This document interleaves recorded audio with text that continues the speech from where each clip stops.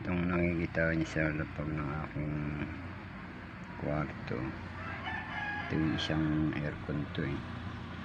Nakita ko sa basurahan,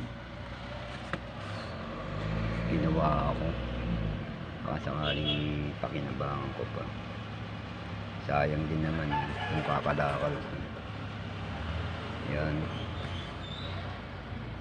nakikita niyo yung mga yan. Ikot ulit natin. Kaya lang may isang problema ako dito, wala yung capacitor. Kaya maghahagilap pa ako. Makikita ang susunod na video ko, bubuhin ko yan kung anong pakinabang ng mga yan. Yan, bubuhin ko yan.